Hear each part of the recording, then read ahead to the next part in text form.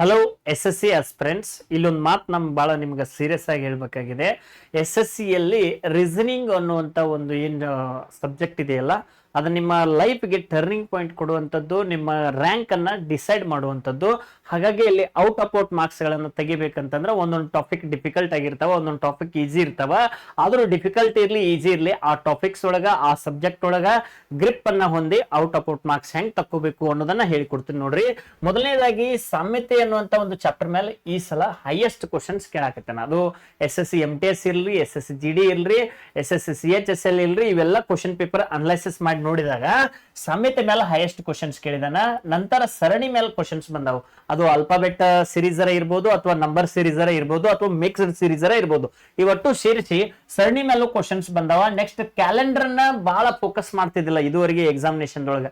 But ಈ ಒಂದು ಎಡಿಕ್ವಿಟಿ pattern ಬೇಕಾರ ಕ್ಯಾಲೆಂಡರ್ ಮೇಲೆ ಬಹಳಷ್ಟು ಸಮಸ್ಯೆಗಳನ್ನ ಕೇಳ್ತಾ ಇದ್ದಾನ. ಹಾಗಾಗಿ ಕ್ಯಾಲೆಂಡರ್ ನ ನಾವು ನೆಗ್ಲೆಕ್ಟ್ ಮಾಡುವಂತಿಲ್ಲ. ಫಿಕ್ಸ್ ಕ್ವಶನ್ ಬರಾಕೈತೇವು, ಅಭ್ಯಾಸ ಮಾಡ್ಲೇಬೇಕಾಗಿದೆ. ಅದ್ರ ಜೊತೆಗೆ ಸಮಯದ ಮೇಲೂ ಕ್ವಶನ್ಸ್ ಬರಾಕೈತಾವ, ಟೈಮ್ ಮೇಲೂ ಕ್ವಶನ್ಸ್ ಬರತ್ತವ. ಕೋಡಿಂಗ್ ಅಂಡ್ ಡಿ ಕೋಡಿಂಗ್ ಅಂತೂ ಆ ಕ್ವಶನ್ ಇರ್ಲಿಲ್ಲ ಅಂತಂದ್ರೆ ಆ ಕ್ವಶನ್ ಪೇಪರ್ ಅಲ್ಲ ಅಂತ ಹೇಳಿ ತಿಳ್ಕೊಂಡ್ಬಿಡ್ರಿ.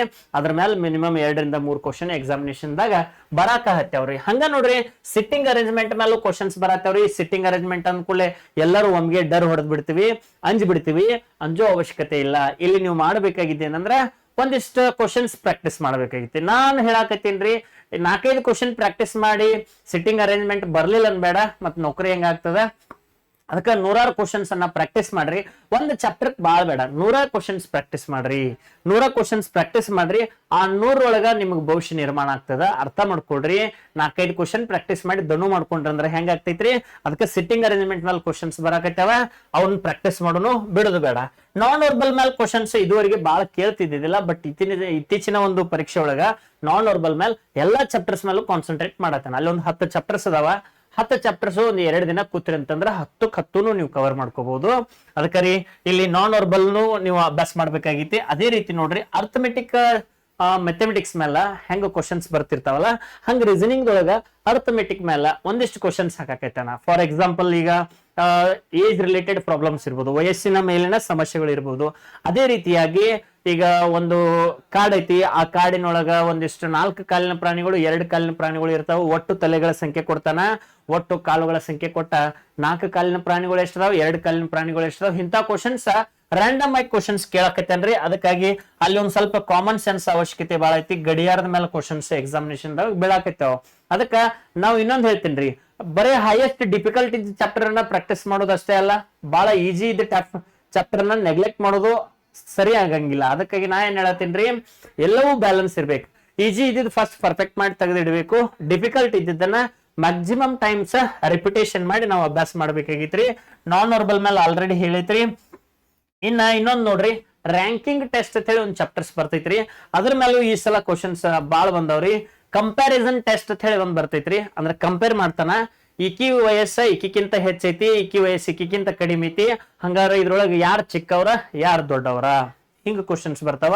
ಅದೇ ರೀತಿ ಮತ್ತೆ ಹೆಂಗ್ ಕ್ವಶನ್ಸ್ ಬಂದವ್ರಿ ಎಕ್ಸಾಮಿನೇಷನ್ ದಾಗ, ಇವೆಲ್ಲ ಕ್ವಶನ್ಸ್ ಅನ್ನ ಅನಲೈಸಿಸ್ ಮಾಡಿ ನೋಡಿದಾಗ ಇನ್ನೊಂದು ಬ್ಯೂಟಿಫುಲ್ ಆದಂತ ಕ್ವಶನ್ಸ್ ಬರಾಕೈತಿತ್ರಿ.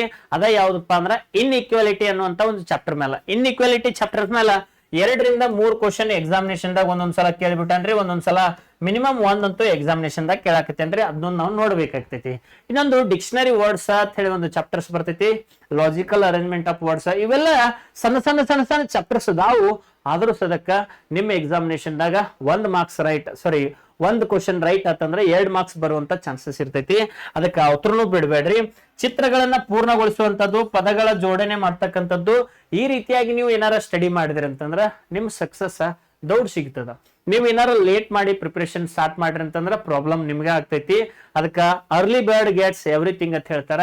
3 ತರದ ವಿದ್ಯಾರ್ಥಿಗಳು ಇರ್ತಾರ. ಕಾಲ್ಫಾರ್ಮ್ ಆದ ನಂತರ ಪ್ರಿಪರೇಷನ್ ಮಾಡೋರು, ಕಾಲ್ಫಾರ್ಮ್ ಆಗಕ್ಕಿಂತ ಮುಂಚಿತವಾಗಿ ಪ್ರಿಪರೇಷನ್ ಮಾಡೋರು, ಇನ್ನ ಕಂಟಿನ್ಯೂಸ್ ಆಗಿ ಪ್ರಿಪರೇಷನ್ ಅಂತ ಹೇಳಿ ಹೆಸರು ಹೇಳ್ಕೊತ ಮಣ್ಣು ಟೈಮ್ ವೇಸ್ಟ್ ಮಾಡೋರು. ಅದಕ್ಕಾಗಿ ಇವ್ರು ಯಾರಿಗೆ ಇದ್ರೊಳಗ ಸಕ್ಸಸ್ ಸಿಗ್ತೈತಪ್ಪ ಅಂತಂದ್ರ ಯಾರು ಅಡ್ವಾನ್ಸ್ ಪ್ರಿಪರೇಷನ್ ಮಾಡ್ತಾರ, ಸಿಲೆಬಸ್ ಅನ್ನ ಮುಗಿಸ್ಕೊಂಡಿರ್ತಾರ, ಅಪ್ಲಿಕೇಶನ್ ಹಾಕಿದ ನಂತರ ರಿವಿಷನ್ ಸ್ಟಾರ್ಟ್ ಮಾಡ್ತಾರಲ್ಲ, ಅವ್ರಿಗೆ ವಿದ್ಯಾಭ್ಯಾಸ ಬಹಳ ಸಂಪೂರ್ಣವಾಗಿ ಹತ್ತದ, ಸಕ್ಸಸ್ ಆಗ್ತಾರ. ಅದಕ್ಕಾಗಿ ಗ್ಲೋಬಲ್ ಎಜುಕೇಶನ್ ಬನ್ನತಿ ಒಳಗ ಹೊಸ ಬ್ಯಾಚ್ಗಳು ಪ್ರಾರಂಭ ಆಗ್ತಾ ಇದಾವ್ರಿ. ಇಲ್ಲಿ ಮ್ಯಾಥ್ಸ್ ಸಬ್ಜೆಕ್ಟ್ ಟೀಚರ್ಸ್ ಅದ್ಭುತವಾಗಿ ನಿಮ್ಗೆ ಯೂನಿಟರಿ ಮೆಥಡ್, ಮತ್ತ ಇನ್ನೊಂದು ಹೇಳ್ಬೇಕಂತಂದ್ರೆ ಒಂದು ಕ್ವಶನ್ ಅನ್ನ ಶಾರ್ಟ್ ಟೈಮ್ದೊಳಗೆ ಸಾಲ್ವ್ ಮಾಡ್ಬೇಕಾದ್ರೆ ಯಾವ ತರಹದ ಸ್ಟ್ರಾಟಜಿಗಳನ್ನ ಬಳಸಬೇಕು, ಏನ್ ಮಾಡಬೇಕು ಅನ್ನೋದನ್ನ ಸಂಪೂರ್ಣವಾಗಿ ತಿಳಿಸ್ಕೊಡ್ತಾರ. ರೀಸನಿಂಗ್ ಅಂತೂ ಔಟ್ ಆಫ್ ಔಟ್ ಆಗೇ ಆಗ್ತದ, ಅದ್ರೊಳಗೇನು ಡೌಟ್ ಇಲ್ಲ. ನೆಕ್ಸ್ಟ್ ಇಂಗ್ಲಿಷ್ ಗ್ರಾಮರ್ ಪರ್ಫೆಕ್ಟ್ ಆಗಿ ಇಂಗ್ಲಿಷ್ ಲ್ಯಾಂಗ್ವೇಜ್ ಅನ್ನ ಗ್ರಿಪ್ ಅನ್ನ ಹೊಂದಿರತಕ್ಕಂತಹ ಅದರದೇ ಆಗಿರತಕ್ಕಂತ ನಾಲೆಜ್ ಅನ್ನ ಮಕ್ಕಳಿಗೆ ಉಣಬಡಿಸುವಂತ ಅದ್ಭುತವಾದಂತ ಶಿಕ್ಷಕರಿದ್ದಾರ. ಅದೇ ರೀತಿಯಾಗಿ ನಮ್ಮ ಸಂಸ್ಥೆಯಲ್ಲಿ ನಮ್ಮ ಏನ್ದಾವಪ್ಪ ಅಂತಂದ್ರೆ ಸ್ಟಡಿ ಮಟೀರಿಯಲ್ಸ್ ಇದಾವ, ಆ ಮಟೀರಿಯಲ್ಸ್ ಅನ್ನ ನೀಡಿ ನಿಮ್ಮನ್ನ ತಯಾರಿ ಮಾಡ್ಲಾಗ್ತದ. GK ಬತ್ತು, ಹಿಂದಿ ಗ್ರಾಮರ್ ಬತ್ತು, ಅಂಡ್ ಬೇರೆ ಬೇರೆ ಟಾಪಿಕ್ಸ್ ಒಳಗ ನಮ್ಮ ಟೀಚರ್ಸ್ ಫ್ರೆಶ್ ಮಟೀರಿಯಲ್ಸ್ ಅನ್ನ ಸ್ಟಡಿ ಮಾಡಿ ಅದರದೇ ಆದಂತ ಚಾಪ್ಟರ್ಸ್ ಗಳಿಗೆ ವೇಟೇಜ್ ಗಳನ್ನ ನೀಡಿ ಯಾವ ಚಾಪ್ಟರ್ ವಿದ್ಯಾರ್ಥಿಗಳಿಗೆ ಟಫ್ ಆಗ್ತದ ಅದನ್ನ ಈಸಿ ಮಾಡಿಕೊಡೋದು, ಯಾವ ವಿದ್ಯಾರ್ಥಿಗಳಿಗೆ ಆ ಚಾಪ್ಟರ್ ಈಸಿ ಐತಿ ಅದ್ರ ಮೇಲೆ ಟೆಸ್ಟ್ ಇಟ್ಟು ಅವ್ರನ್ನ ಸಂಪೂರ್ಣವಾಗಿ ರೆಡಿ ಮಾಡೋದು, ಈ ರೀತಿ ಎಲ್ಲ ಪ್ರೋಸೆಸ್ ಅನ್ನ ನಮ್ಮ ಸಂಸ್ಥೆಯಲ್ಲಿ ಮಾಡ್ತಾರ. ಮಾಕ್ ಟೆಸ್ಟ್ ಗಳನ್ನ ಬರ್ಸೋಣ್ರಿ, ಪ್ರೀವಿಯಸ್ ಇಯರ್ ಕ್ವಶನ್ ಪೇಪರ್ ಗಳನ್ನ ತಿಳಿಸ್ಕೊಡೋಣ್ರಿ. ಅದೇ ರೀತಿ ಮುಂದೆ ಪ್ರಶ್ನೆ ಪತ್ರಿಕೆ ಯಾವ ರೀತಿ ಬರ್ತೈತಿ ಅಂದ್ರ ರೀಸೆಂಟ್ ಟ್ರೆಂಡ್ ಅನ್ನ ಅನಲೈಸಿಸ್ ಮಾಡಿ ಪಾಠ ಬೋಧನೆ ಮಾಡ್ಲಾಗ್ತದ. ಹೊಸ ಬ್ಯಾಚ್ ಗಳು ಪ್ರಾರಂಭವಾಗ್ತಾ ಇದ್ದಾವ. ಗ್ಲೋಬಲ್ ಎಜುಕೇಶನ್ ಬನಟ್ಟಿಗೆ ಇವತ್ತೇ ಬಂದು ಅಡ್ಮಿಷನ್ ತೆಗೆದುಕೊಳ್ಳಿ. ಅದು ಪ್ಯಾರಾಮಿಲಿಟರಿ ಕೋರ್ಸ್ ಇರ್ಬೋದು, ಸ್ಟೇಟ್ ಗೌರ್ಮೆಂಟ್ ಇರ್ಬೋದು, ಸೆಂಟ್ರಲ್ ಗೌರ್ಮೆಂಟ್ ಇರ್ಬೋದು, ಎಲ್ಲದಕ್ಕೂ ಸೇರಿ ತರಬೇತಿಯನ್ನ ನೀಡ್ತಾ ಇದ್ದೀವಿ. ಪ್ರವೇಶಗಳು ಪ್ರಾರಂಭವಾಗಿದ್ದಾವ. ಇವತ್ತು ಬಂದು ಜಾಯ್ನ್ ಆಗಿ ನಿಮ್ಮ ಕನಸಿನ ನೌಕರಿಯನ್ನ ಈಡೇರಿಸ್ಕೊಡ್ರಿ. ಇನ್ನ ನಾವು ರಿಸಲ್ಟ್ ಬಗ್ಗೆ ನಾವೇನ್ ಮಾತಾಡಂಗಿಲ್ಲ, ನೀವ ನೋಡ್ಕೊಂಡ್ಬಿಡ್ರಿ. ನಮಸ್ಕಾರ.